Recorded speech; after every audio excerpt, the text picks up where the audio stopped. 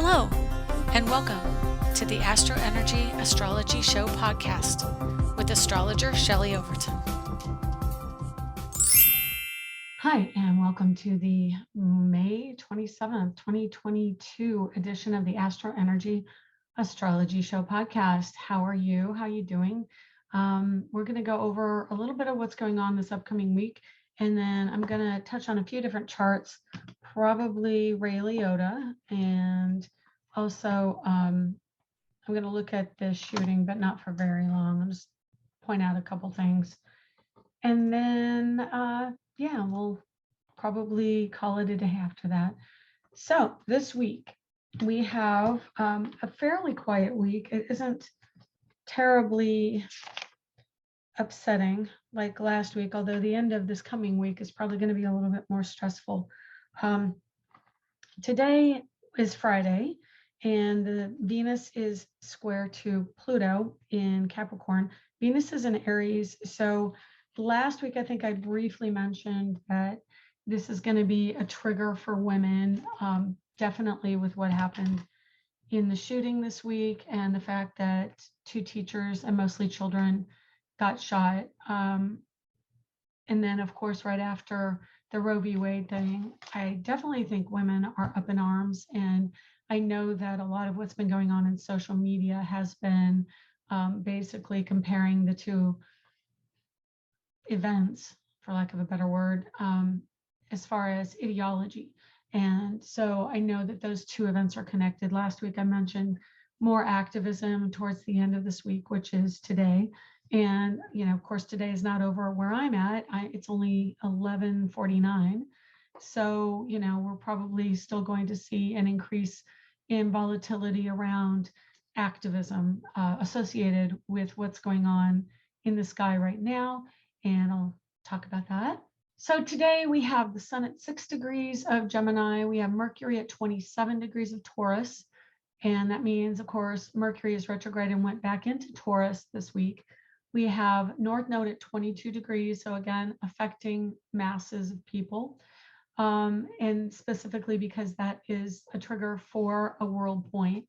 And we have Uranus just past it at 16. If you notice on this chart, what's at the top of the chart is Uranus at 16, followed by North Node, Mercury, and Sun. And then on the other side of the midheaven, right now, it's, like I said, 10 till noon. So we have a Leo rising here in Orlando, but, the podcast is done for that Leo, at that Leo rising time.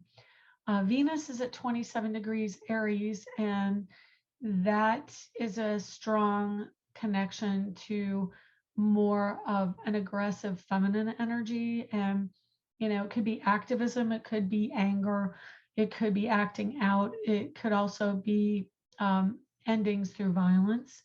And then the moon at 4 degrees of Taurus is an earth sign, Taurus being the earth sign, and the moon being home and family.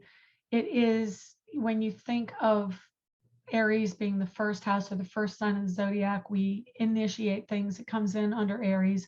It is self-promotive and assertive and ambitious. When the moon goes through that sign and then gets to Taurus, it means now that in the home and family energy has gone through that more aggressive energy. We are entering a couple days of earth energy. And so the earth energy is more supportive of calm meditation, groundedness. It is practical and pragmatic. In the sign of Taurus, it's going to be more energy around money and the practicality of money, the practicality of the stock markets. It is an investment energy. So for the next couple of days, there will be investment strategies coming up. And then, of course, probably later today, early tomorrow morning, moon next to Uranus means there is some energy in the crypto and tech arenas, and it's going to be unusual things. And that can also mean inclement weather, ground energy, lightning, tornadoes touching the ground.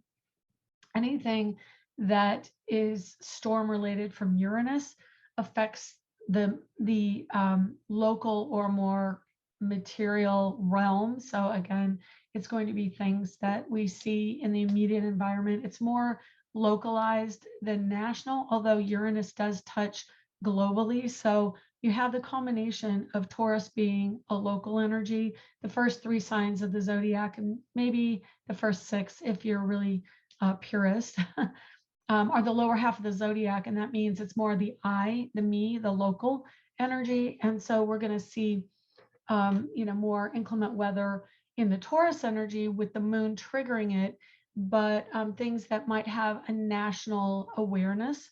And so look out for that in the next 24 hours. It's also lightning. Uranus rules lightning, and it could be more lightning storms or inclement weather like that. Okay, so Venus at late Aries, I think I just mentioned, it's a concentrated energy of Aries. Venus goes into Taurus this coming week, and she moves in on Saturday, actually not even this coming week, tomorrow. And the moon is joined with Uranus at 9:50 a.m. and she moves into the sign of Taurus at 10:46 a.m.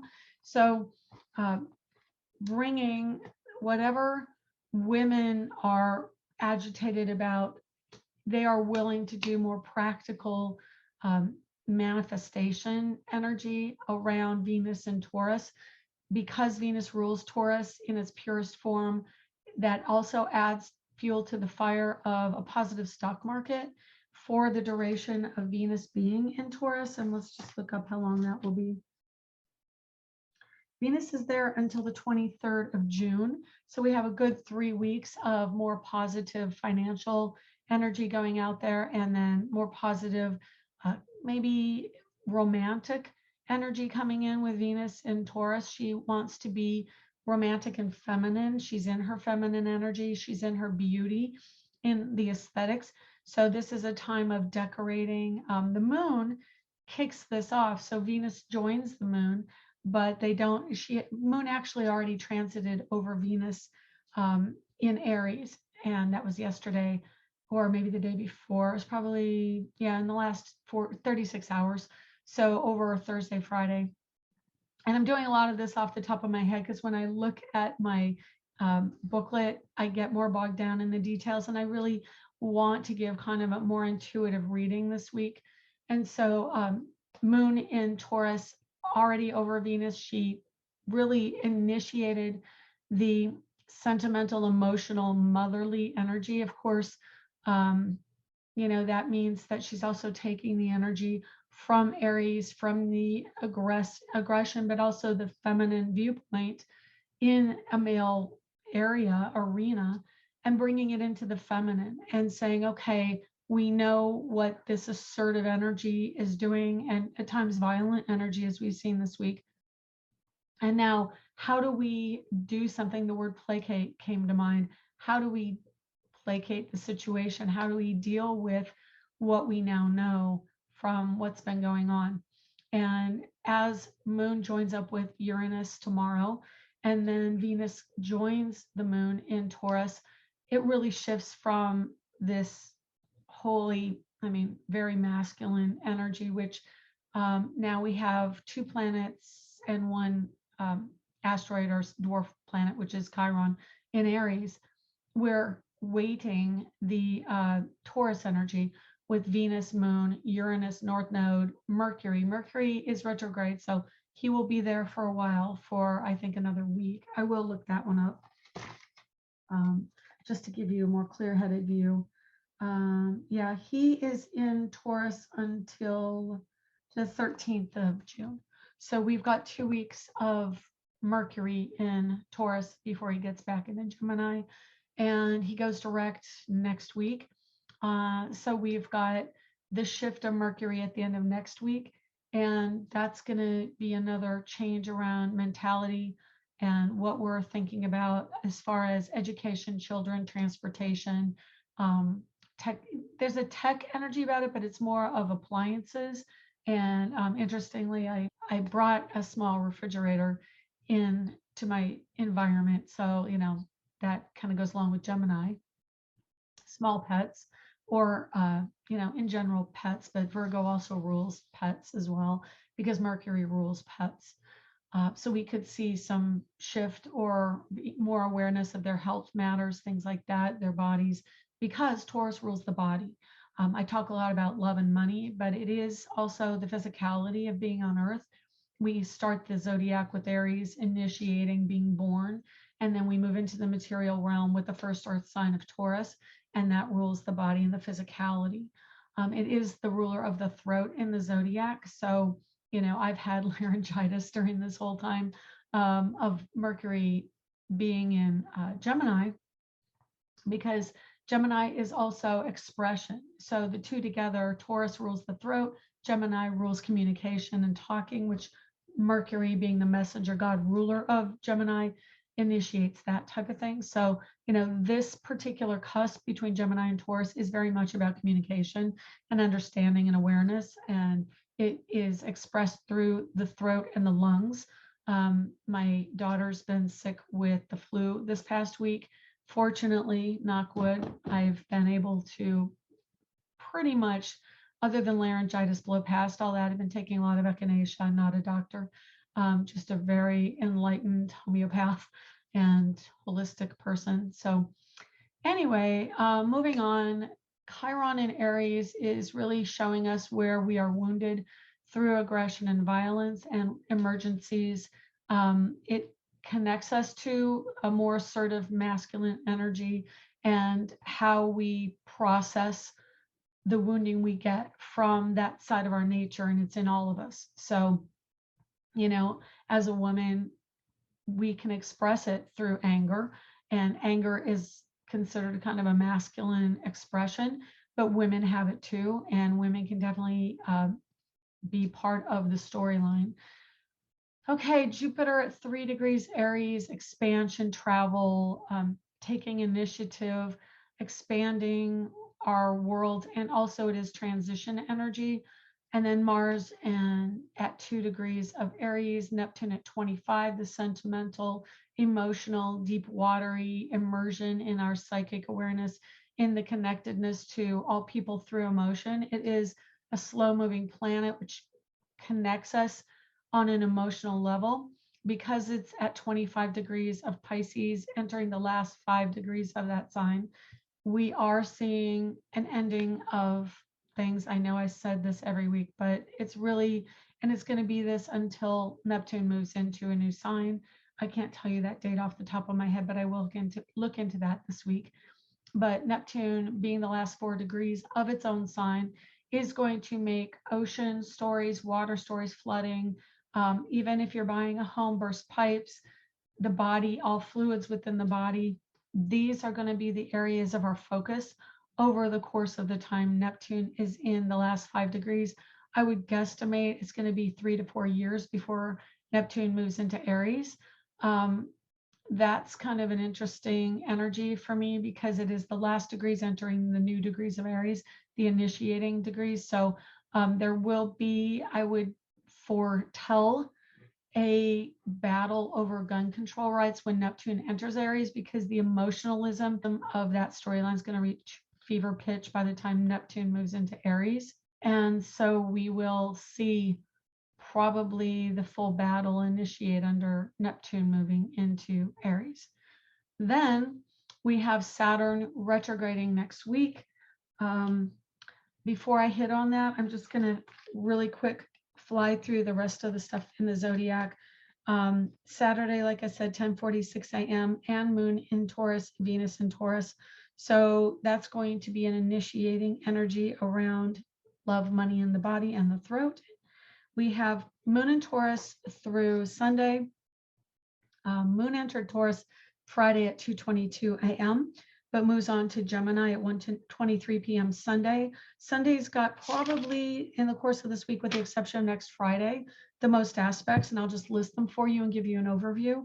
Moon in Taurus sextile to Neptune. Moon in Taurus squaring Saturn in Aquarius. Mars in Aries conjunct Jupiter. Moon in Taurus conjunct Mercury. Moon in Taurus trying to Pluto. Moon enters Gemini, then sextiles Jupiter at 8:12 p.m. in Aries, and Moon in Gemini sextiles Mars in Aries. on Sunday. Sextiles, which 3 of them, moon to Neptune, moon to Jupiter, moon to Mars next Sunday, will be more positive energy around processing the materiality, the physicality, love energy around idealism. So this is going to be probably country coming together to really pray and do the funerals for the people who have passed. And then we have Moon squaring Saturn in early in the morning, but covering the day is going to be, again, that volatility of ideas versus technology versus groundedness and practicality, and the chaotic energy that is Saturn in Aquarius. And then we have Mars, Jupiter, so both in Aries, and then Moon sextiling Jupiter and Mars later in the day is going to be more clarity and clear-mindedness around path and where we are going to take our actions. So Gemini and Aries are very cooperative energies, and because the moon is how something plays out in Gemini, it's going to play out with our mentality. We're going to be a little less emotional, a little more intellectual. And then, of course, Aries is a fire sign, so it's air fire, really lighting the fires around Jupiter, Mars, which are now highlighting racism and race, the masculine storyline, because they're in Aries. Aggression, assertiveness, violence, guns, emergencies, all the usual suspects. And I'm trying to think, there was one other thing. It rules carpentry, it rules working with wood, it rules knives, it rules carving, and probably also carnivores and eating meat, or the meat hunter ethos. So we're going to see some of that energy really triggered, more awareness, more understanding, and storyline around what goes on. And then travel, definitely initiating energy with Aries, and then Jupiter rules travel, long distance. And then we have the moon in Gemini, which is short distance travel and vehicles. So you're going to see that. Jupiter and moon in Mercury also expresses the energy of education. Definitely Sunday, I think, because of the overall storyline of this week with Uvalde, I would say that that's going to be the day for a lot of the funerals, and probably a lot more video coverage, which is the moon in Gemini, and that is broadcasting. So we're going to see that on Sunday. It's going to be moon in Taurus, sextile Neptune early in the morning, kicks off the day for that sentimentality. But because the moon is in Taurus and the moon's into Gemini, and the signs that are really triggered are Taurus, Pluto with a trine to the moon in Capricorn. That's the authority figure and the practicality of it. So that's going to be government coming in, and what are we going to do? I've been seeing a lot more videos and social media posts about we're getting to the point where we're not going to take it anymore. And I think Jupiter, Mars entering Aries is really going to promote that storyline.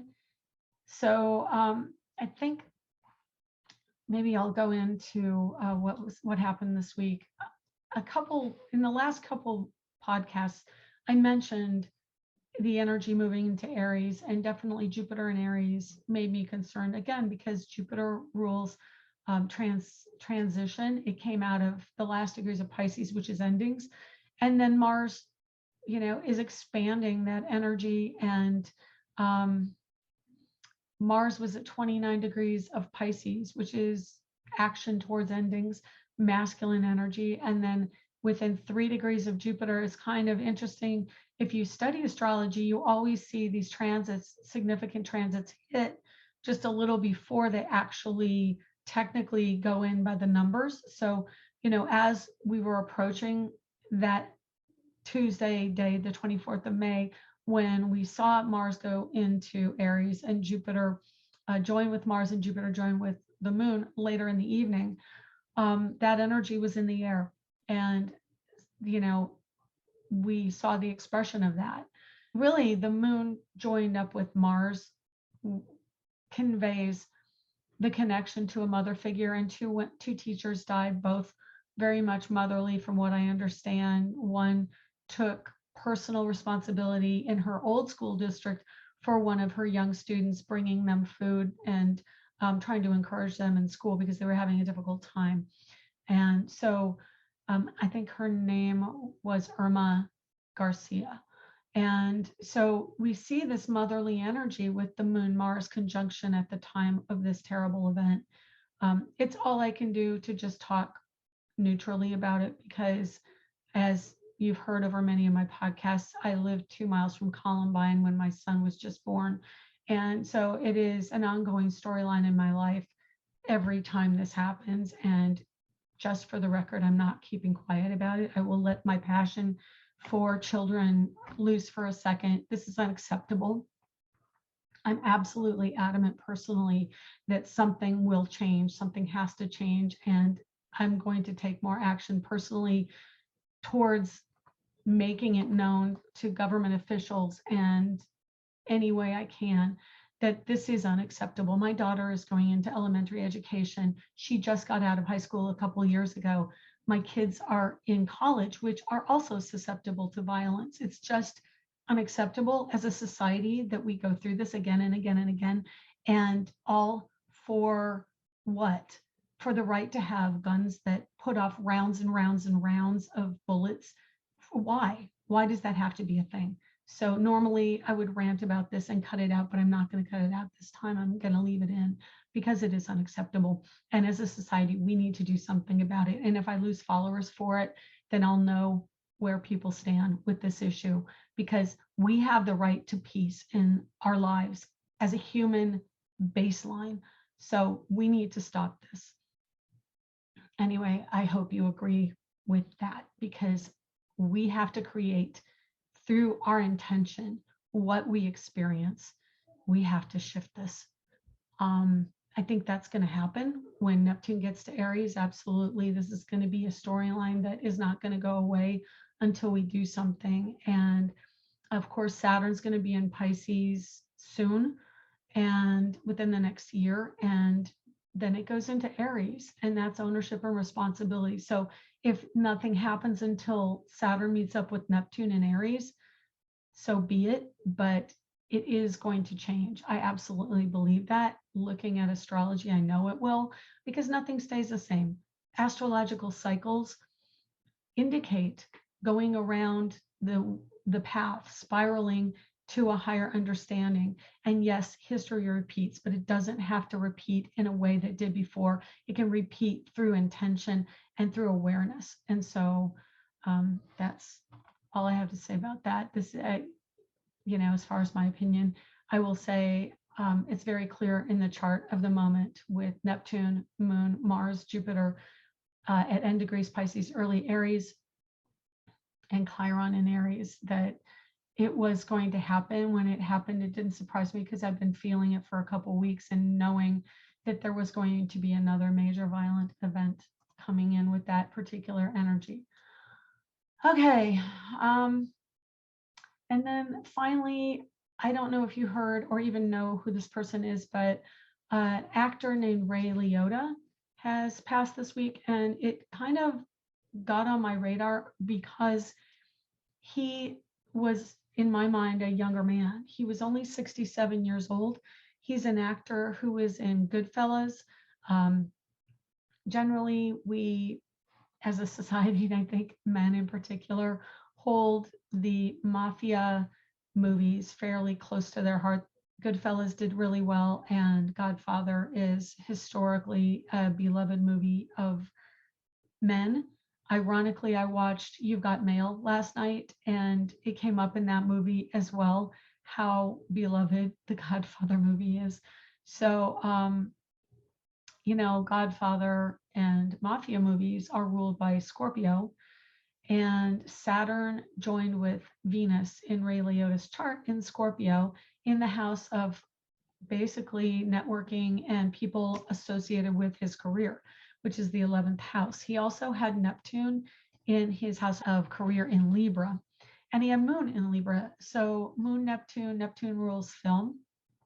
And he got his notoriety through Goodfellas mostly. He was a very well known, I would say, if not always well liked for his characters and his roles, actor. So I found it really interesting that he died in his sleep. And looking at his chart, I'm like, okay, what was that? He had Neptune in Libra in the house of Capricorn. His Neptune, let's just scroll up here, was at 27 degrees of Libra. So at the time, he has an inconjunct within 2 degrees inconjunct to Neptune transiting. He also had a square with that Libra, excuse me, yeah, a square to Pluto in Capricorn at 27 degrees of Capricorn. So that was a difficult aspect. That was a square. And then he also has Uranus opposite his Scorpio house.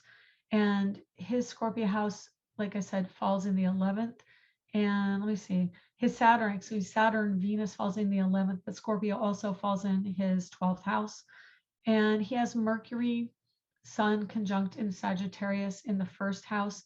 And that is in opposition to the sun in the sky by sign, not by degree, but having Mercury in the first house in Sag with a retrograde Mercury in Gemini definitely influences what's going on there. And right now, currently, well, I did a now chart. He died yesterday, I believe, but the sun was in early Gemini. And then, of course, Mercury went back into Taurus.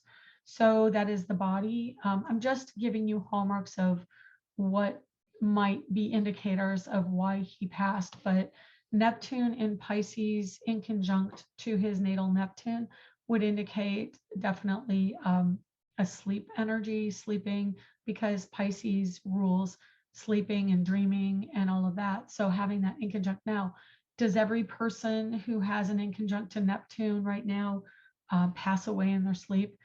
No. And that is why doing interpretations of charts is wholly individualized. There may be other aspects coming in, like he's got a square of his sun to Neptune in his chart, and his sun was in the first house. I've got this chart through Astrodienst or Astro Theme. They're both the same company, and they say he was born at 6:07 a.m. in Newark, New Jersey on December 18th, 1954. And he also had a Mars in Pisces, which is an actor energy. His drive was towards film, and that would be Pisces Mars. So I wouldn't be surprised if he was also a photographer, because his Mars is in his third house, and that means that there is a drive towards that intuition. I think it also honestly gave him a really amazing ability to portray anyone he wanted to, because having a Pisces planet means that you are able to act. Literally, the word act and action is the Mars energy. It is how we act. It is motion and drive. And in the sign of Pisces, which is a sign of being a chameleon and really having low boundaries so that you're wholly empathic to other people, he's able to use that drive to portray all sorts of different personalities, which is a real quintessential Mars and Pisces energy. Saturn, Venus, again, Venus is our desire. And so that meant that his Venus Saturn conjunction, his desires were exactly in alignment with his career, and he was able to manifest his career very clearly. And I would say the final trigger in his chart, which kind of brought in this unexpected passing, is Uranus conjunct Jupiter in his natal chart in last degrees of Cancer, 28 Cancer, and Uranus at 26 Cancer. They were conjunct right at the end degrees of his Cancer sign, directly opposing Pluto, and then also right there at the end degrees of Cancer in the 8th house of passing. So I would say, if I were to look at a number of different triggers in his chart, why he personally, I believe we choose many different opportunities in our lives to pass.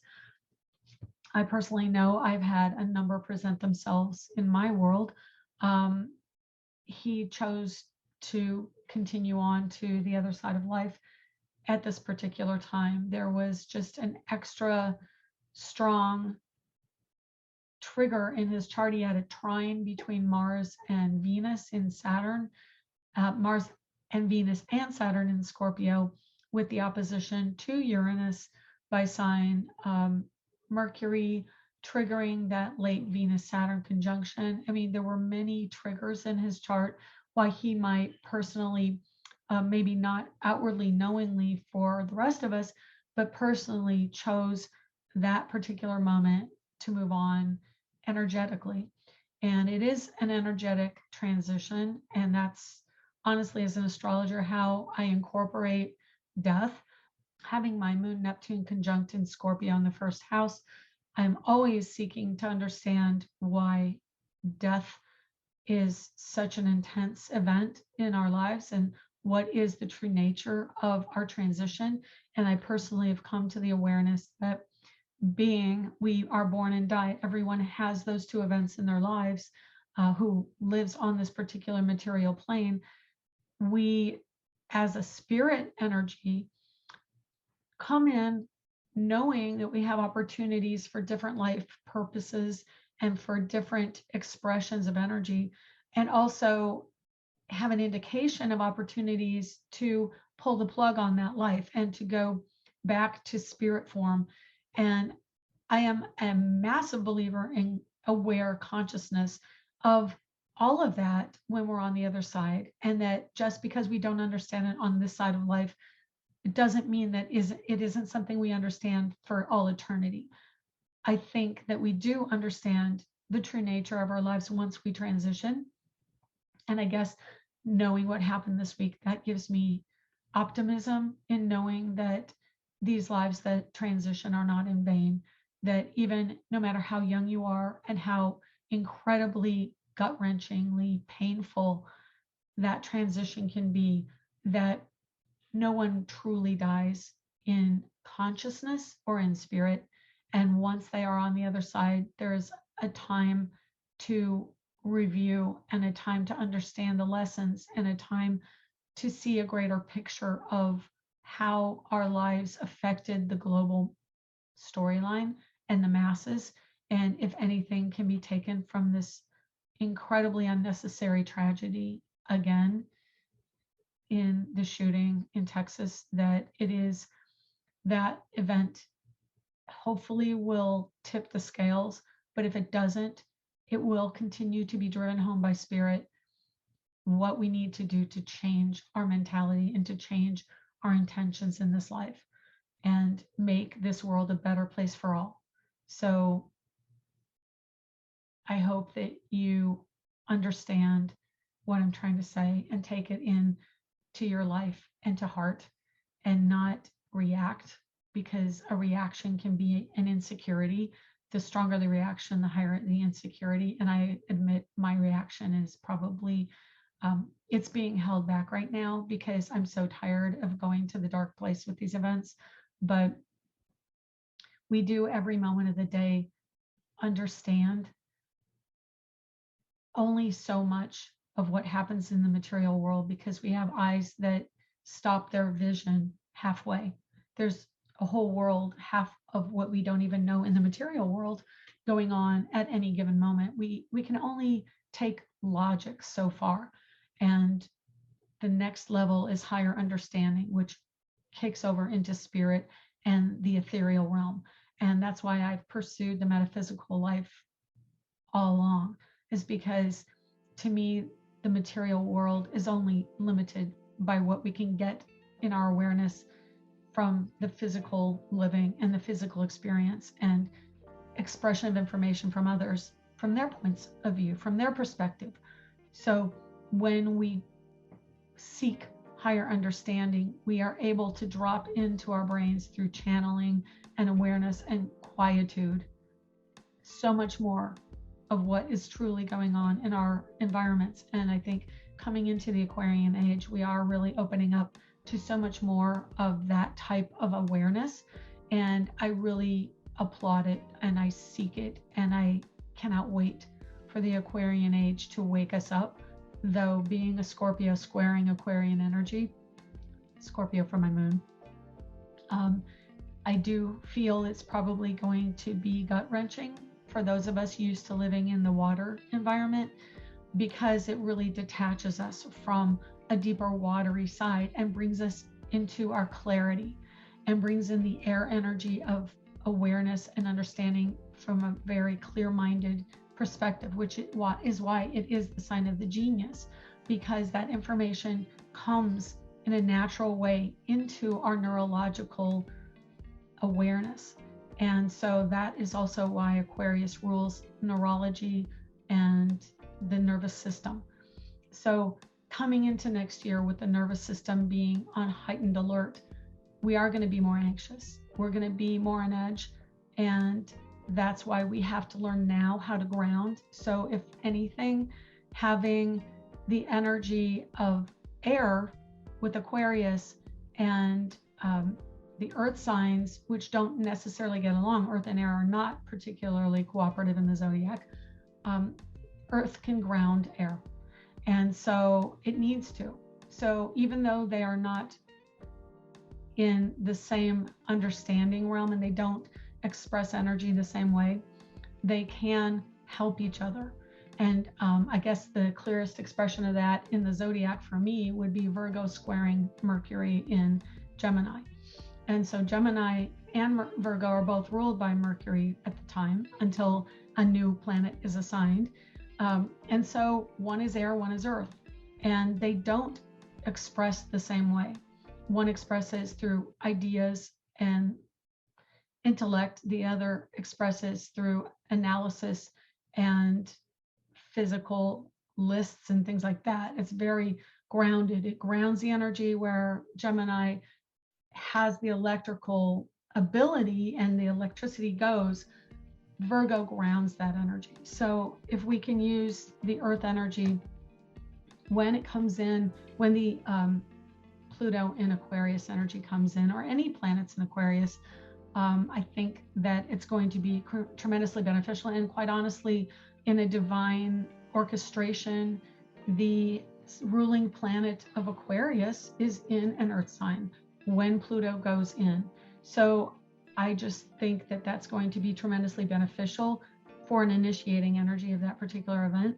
I know that there are some other transits coming up next year into Aries when that happens. So it is a new energy coming in, and I'm just expressing this as it comes into my mind, as I am aware of the understanding. And so I hope you can glean something from this podcast that is not too triggering.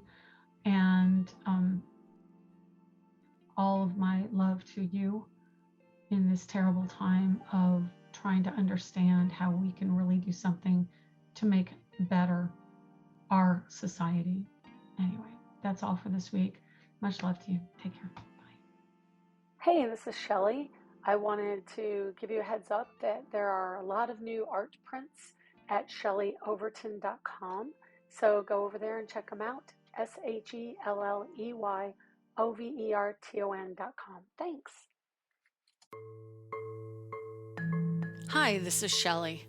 Thank you for joining us this week. To contact me for a private reading, go to angeliczodiac.com under the Readings tab. Background music was provided by Kevin MacLeod at incompetech.com. To purchase my ebook, Learn Astrology, you can find it at angeliczodiac.com, including discounts. Be sure to check back next week and subscribe through iTunes at Astro Energy Astrology Show.